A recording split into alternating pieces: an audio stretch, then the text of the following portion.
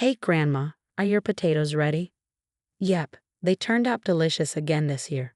I've got plenty, so feel free to share some with your friends. Awesome, Grandma. Everyone loves your potatoes. They'll be thrilled. Kyle, my grandson, cheerfully ran off with a grin. He's a sixth grader who loves soccer. I'm Bella, 65 years old. I lost my husband to illness 3 years ago, but he left me enough to live comfortably on survivor benefits. My only child is my son Clive, who's 40, happily married to Lizzie and the father of young Kyle. Right now, I live alone in the apartment unit my late husband left behind. Clive and his family live next door in the same 8-unit building. We're close enough that we often share meals, making it feel like a multi-generational home. Lizzie is from Montana and has a strong sense of local pride. Being from Idaho, I can't help but feel like a rival in her eyes, and she's always trying to one-up me. My son Clive just laughs at our antics, often saying, "You two are at it again, huh?" We were a pretty normal family until a big issue arose regarding where Kyle should go for middle school. Lizzie, possibly influenced by others, wanted to enroll him in a prestigious private school. Sure, it could set him up for a top high school and college, but Kyle wanted to attend a school known for its soccer program. I wanted to respect his wishes, but Clive felt torn between Lizzie and me. One evening during dinner, Lizzie had prepared Montana-raised buffalo meat, staying true to her roots. I couldn't resist teasing. I prefer Idaho steak, you know. Oh, just regular beef steak, Lizzie shot back. You're from Idaho, so of course you'd say that.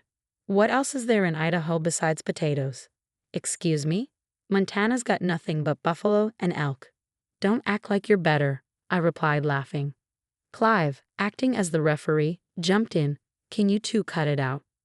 Why does it always turn into a my state's better than your state argument every time you meet? Even our grandson Kyle chimed in, supporting both sides with his adorable smile.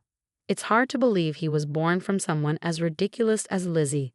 And then came the usual catchphrase at the end, raised on nothing but Idaho potatoes. As the dinner continued, Lizzie and I ate in silence while Clive chatted with Kyle. So what's going on lately? You're graduating elementary school soon.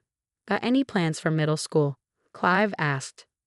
Yeah, I'll probably go to the local middle school, but the class president, Tavan, is going to a private middle school in the city, Kyle replied. You can go to a private school if you want, Clive suggested. I'd rather go to a school that's good at soccer, Kyle admitted. Lizzie's eyes sparkled as she said, Don't aim for being a jock.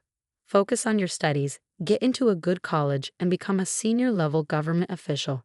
You'll have a stable income, and I can rest easy. But I want to be a Major League Soccer player, Kyle protested. Oh, a soccer player, huh? I chimed in. Most athletes retire before they're 40.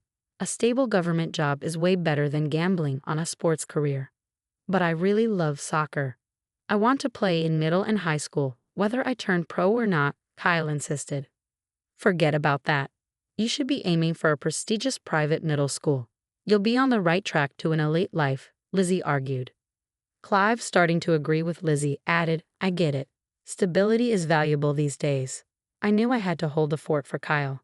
What's important is how Kyle feels, and we should respect that, I said. So you're saying it's okay if Kyle doesn't go to college? Lizzie shot back. It's only natural for parents to want their child to go to college, right? So Grandma, maybe you shouldn't interfere too much with our decisions. Clive stepped in again. We're responsible for Kyle's future. So Mom, we'll consider your opinion, but don't push too hard. Oh my, it seemed like a win for Lizzie. But the silver lining was when Kyle said to me, Grandma, you really do think about me, don't you? Thanks so much. I felt like crying when I heard those words from my grandson. Darn it, I couldn't back down now. I thought as I bit into the slightly overcooked and charred buffalo meat, muttering to myself, you got this, like a mantra. But from that day on, Lizzie's behavior changed abruptly. Kyle stopped coming to my room to hang out, and Lizzie forbade him from entering. Soon after, Kyle began attending more after-school tutoring sessions at a cram school that specialized in preparing kids for private middle schools. Naturally, this wasn't cheap. Clive had gone to a decent college and worked at an okay company, but he hadn't climbed the corporate ladder due to his timid personality. Their income was average, and while we didn't have to worry much about housing expenses, sending Kyle to a private school would be a stretch. I could sense that they were planning to have me foot the bill. I mean, we're stretched thin as it is. If you care about your grandson, maybe you can help us out. Lizzie was bound to say that sooner or later. Then one day, Lizzie came into my room holding some snacks. The afternoon was drifting by, but there was definitely tension in the air. As I crunched on one of the cookies she brought, Lizzie started. So about Kyle. What about him? You told me not to interfere, remember? I replied, keeping my tone neutral. Yes, but private middle school is expensive. Clive's salary won't cover it, Lizzie said, her voice strained. We went back and forth, each trying to maintain the upper hand. This isn't new information, Lizzie. You knew this already. What's going on? You're college educated, aren't you? I confronted her, fully prepared for a showdown. True, but times are tough. The cost of living keeps rising. I might need to find part-time work, Lizzie replied, her tone uncertain. Was she trying to bluff? I wondered. Well, you're young, Lizzie. Kyle is growing up. Maybe it's good for you to go out and work. I tried to counter bluff. But a part-time job won't bring in much money. I want something more stable, Lizzie retorted, frustration creeping into her voice. I had enough of the beating around the bush. So what if we use the income from this apartment to cover Kyle's tuition? I asked directly. Why are you discussing this with me? Isn't this something your own family should discuss? I responded, my voice tinged with disbelief. That's when I saw a glint in Lizzie's eyes. What if we rent out your room, Bella? Then we could use that extra rent to help pay for Kyle's school, she suggested. You want me to leave? Does Clive agree with this? I felt like my breath had been taken away. You have a pension, Bella. You're doing fine, so if you agree to cover Kyle's tuition, you can stay. Otherwise, we'll need you to move, she said, her voice cold. This is so sudden. What do you expect me to do? I stammered, struggling to process her words. Don't you love Kyle? Think about his future. It's either you leave or help with the expenses. We need an answer soon. Kyle's exams have already started, Lizzie added before leaving my room with a triumphant look on her face. Once she was gone, I remembered how to breathe again. I loved my grandson Kyle, of course. I wasn't neglecting the issue at all. When I thought about it being for my grandson, Lizzie's perspective did somewhat make sense. Still, I'm not someone who just nods along easily. I pondered what the best course of action would be. Kyle was about to hit adolescence, and I'd noticed he had been acting a certain way around his childhood friend, Vicky. I'll use Vicky as bait to see what happens, I thought.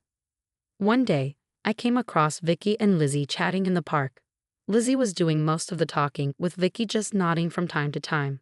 Finally, it seemed like they had a real conversation, and Lizzie left with a smile, patting Vicky on the head. I approached Vicky after Lizzie had walked away. Vicky, oh, Kyle's grandma. Hi there. Vicky's face lit up when she saw me. It's been a while. With graduation coming up for you, you must be busy, huh? I asked. Yeah. Kyle's mom just suggested that maybe I should go to the same school as Kyle, Vicky replied. Really? Well, Kyle hasn't made up his mind yet. He's so indecisive, I said, testing the waters. Really? Kyle's mom said he's set to go to the prestigious Phillips Academy. She thinks I should go there too, Vicky shared, her voice filled with uncertainty. So Lizzie and I have the same opinion, I mused. Do you want to go to the same school as Kyle? I asked. If I can, I would love to go to the same school. But I'm not as smart as Kyle, Vicky admitted, looking down. The innocent heart of a young girl. I remember feeling the same way at her age. Kyle hasn't decided on Phillips Academy. He's more into soccer. My guess is he'll probably opt for Noble and Greenway School, I told her. Really? If it's that school, I might stand a chance. Vicky's eyes sparkled with hope. Yes, Grandma doesn't lie, I assured her. Vicky looked down again. But Kyle's mom told me that if I get into Phillips Academy, it would make Kyle happy, so I should try my best. No, it's the other way around, I said gently. Lizzie wants to use you to get Kyle into a prestigious school. Kyle likes you, so Lizzie thinks if you go there, it'll motivate him. Kyle likes me, is that true? Vicky blushed at my words, her face glowing with excitement. The purity of youth. It reminds me of my own teenage years, I thought. He doesn't hold my hand anymore. He's been mean, doing things like throwing balls at me and pulling my hair. Vicky confessed. Well, that's how you know he likes you. Boys his age are basically silly. They can't say they like you, so they act mean to get attention, I explained, smiling. Really? Vicky asked, her eyes wide with disbelief. Yes, really. At your age, girls mature faster than boys, so while you're growing up, the boys are still kids. I've had similar experiences when I was your age, I assured her. I see, so when Kyle is mean to me, I should just smile and say, "You're such a kid." Huh? Vicky asked, a small smile forming on her lips. He'll start being nicer once he knows you won't react to his teasing, I added. Okay, thanks, Grandma. Vicky beamed at me. You're welcome. Thank you for caring about Kyle. I think you two will be together for a long time, I said warmly. Then, bending down to whisper in Vicky's ear, I added, and besides, Grandma would be delighted if you became Kyle's wife. Vicky's face turned even redder as she stammered, no, wait, maybe. But well, you're going to turn out to be a wonderful woman, Vicky. Mark my words, I said, smiling at her. Thanks, Grandma. Vicky waved her hand and headed home. Watching her leave made me feel nostalgic, even though I was 65. Later, during dinner, Lizzie brought up the subject again. So Kyle, it seems Vicky might be going to Phillips Academy too. Maybe you should consider it if she's going, Lizzie hinted at Kyle. It doesn't matter. She can do whatever she wants, Kyle replied, not looking up from his plate. You like Vicky, don't you? Wouldn't it be nice to go to the same school? Lizzie persisted. I don't like her. She's annoying, Kyle shot back. Really? You both said you'd get married back in kindergarten. Why not go to the same middle school? Lizzie pushed, a bit too eagerly. What are you talking about? That was just child's play. You're crazy, Mom. Kyle exclaimed, frustration creeping into his voice. Don't you think Vicky's parents would be happy? You two have been together since kindergarten. Lizzie continued, undeterred. Are we talking about marriage or middle school? Kyle asked, clearly exasperated. Both. I would be happy to, Lizzie responded, her tone softening. Kyle was firm. I have dreams for the future, and I want to go to a prestigious school known for soccer. Lizzie's voice grew anxious. Well, that worries me. My life, my choice. My dream is to win the World Cup, Kyle declared, his voice full of determination. That's so unrealistic. Only a few become pros. Lizzie retorted, her voice rising. So following your logic, I'd definitely be happy. You're deciding my life for me? No thanks. Kyle shot back, crossing his arms. How could you say that? I'm only thinking about your well-being, Lizzie said, her voice quivering. Then support my dream. I want you to root for me, Kyle replied, his voice softer but still resolute. In response to Kyle's feelings, I decided to step in. I'll support you, Kyle. You learned to kick a ball before you could throw one. You can totally be a soccer player. Thanks, Grandma, Kyle said, smiling for the first time during the conversation. Don't forget to focus on your studies. Soccer isn't just physical. Clive joined in, offering his support. I will. I have to speak Spanish if I want to play overseas, Kyle replied, his excitement returning. How wonderful, my dear grandson. I beamed at him. In the midst of this lively discussion, only Lizzie was mumbling something under her breath. Kyle then mentioned something interesting. Vicky recently developed an interest in soccer. How amazing. If he joined the U.S. men's national team and Vicky the women's, I thought, amused by the idea. Just as I was lost in this thought, Lizzie came into my room. Bella, it's about Kyle, Lizzie started, her voice tense. What happened?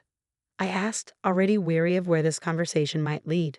It's about the tuition for his private middle school. We talked about this before, remember? Lizzie said, her voice growing more assertive. I told you no. You and Clive can pay for it. Maybe get a part-time job, I responded firmly. Lizzie looked distressed. I'm emotionally fragile, so dealing with workplace relationships would probably make me sick. I doubt I could handle a job. What was she talking about? She's thick-skinned enough to aim for my savings, I thought to myself, growing more irritated. So it's pretty much down to two options here. Either you pay, or we move out to increase the rent income. Lizzie declared, her tone sharp.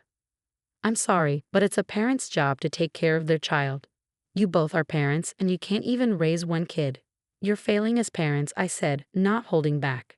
If you have time to say that, then I'd like you to leave this room. Lizzie shot back, her patience clearly wearing thin.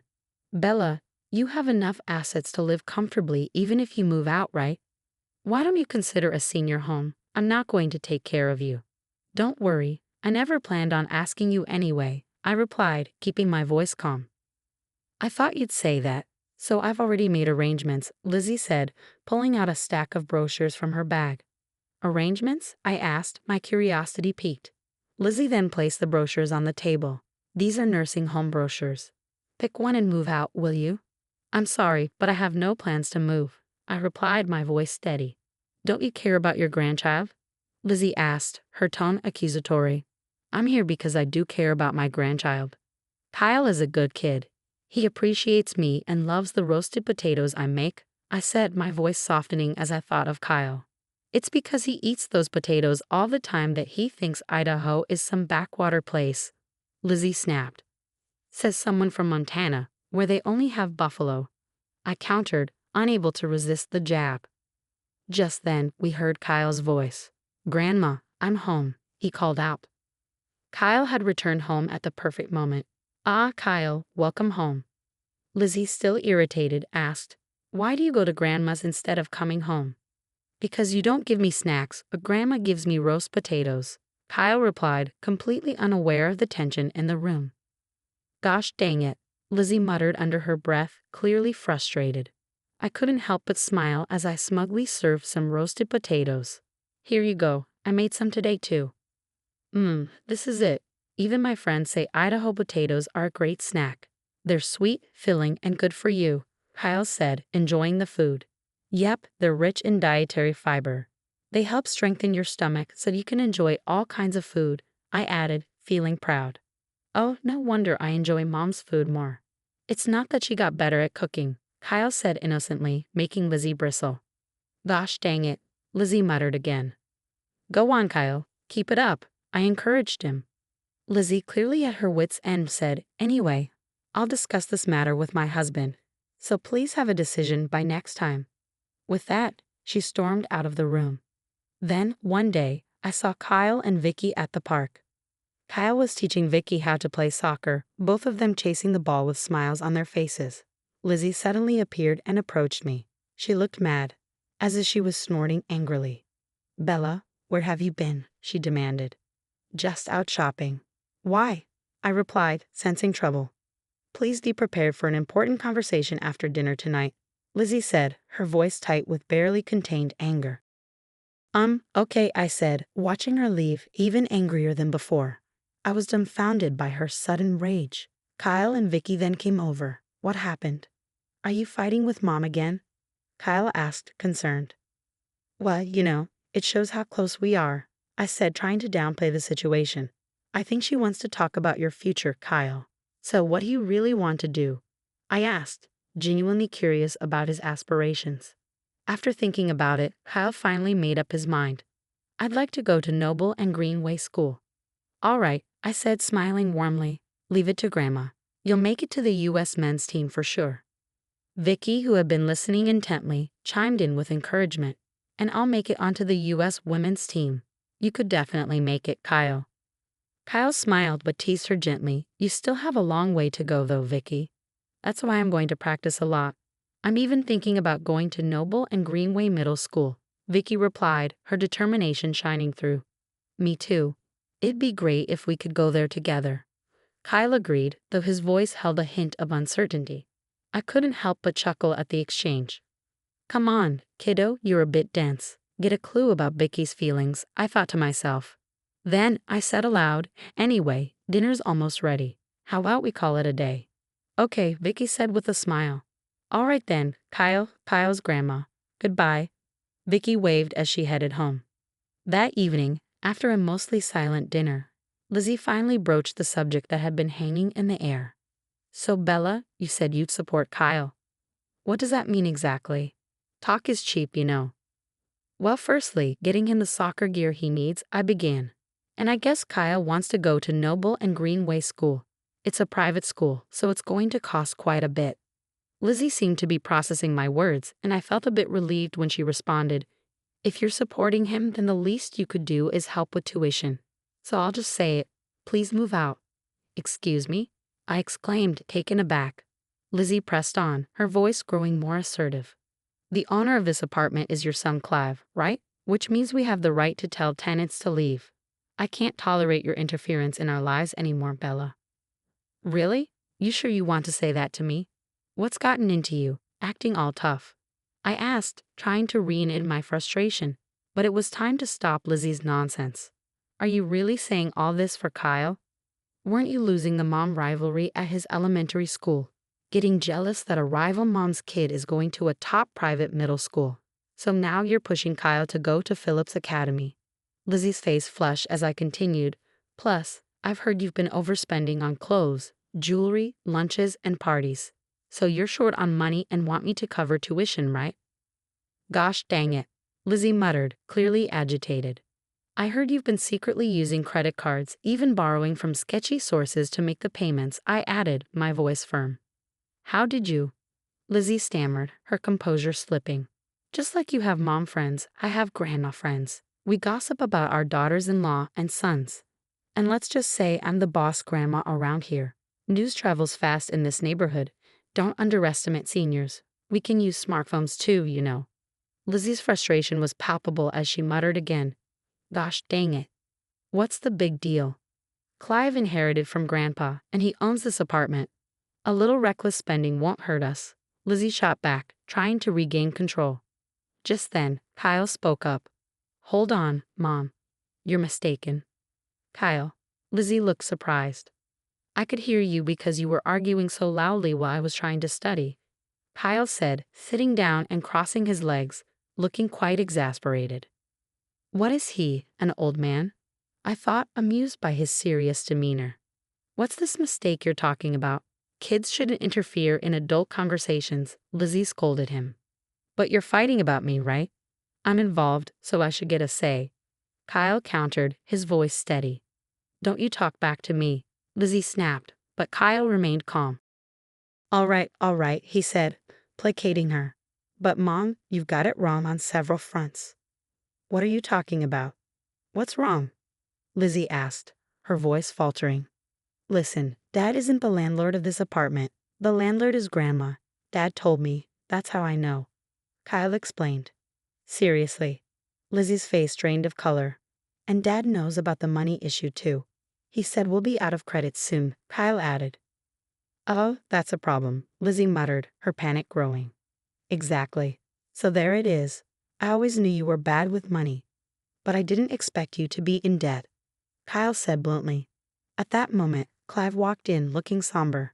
Yes, Mom told me all about it recently. After a lot of thought, this is what I've decided, he said, handing over divorce papers. Lizzie stared at the papers, her face pale. I can't live with you anymore. I don't want Kyle around a mother who's using him to keep up appearances. Both Kyle and my mom agree. I don't want to be with someone who sees me as just a tool either. I'm good as long as I have Grandma and Dad, Clive said, his voice resolute. Hearing this from her husband and child, Lizzie hung her head, speechless. So we're getting a divorce. I'll split the assets fairly, but I can't cover the debt you've accumulated. That's on you, Clive continued. But as for the inheritance from my father, I won't get much since Mom is still alive. And don't you dare shatter Kyle's dreams for the sake of your ego. A parent's job is to push their children forward, not hold them back. Bam. Decision made. Lizzie sat down as if the wind had been knocked out of her. A while later, the divorce became official, and Lizzie moved out of the apartment. She's reportedly working in a factory in Idaho to pay back a suspicious loan. She's broke and surviving on potatoes. Karma is real. She's being saved by the Idaho potatoes she once mocked. When fall came around, Kyle started school at Noble and Greenway, just as he had hoped. Kyle, who had been a soccer star since elementary school, was welcomed warmly. Vicky also made it into the same school. Congratulations on getting in, Vicky. It's great you'll be at the same school as Kyle, I said, genuinely happy for her. Thank you. Because you encouraged me, I was able to work hard. Thank you so much, Vicky replied, her gratitude evident. You did it because you worked hard. So are you joining the girls' soccer team? I asked. No, it seems a bit much for me, but I plan on becoming the boys' team manager, Vicky answered, her voice shy but excited. Well, that sounds good too. Please take care of Kyle, I said, feeling a sense of pride. Yes, of course, Vicky said, blushing as she looked down. Ah, the beginning of their teenage years. Hey, Vicky, let's go sign up for the soccer club. Kyle called out. Coming, Vicky replied, hugging me quickly before running off.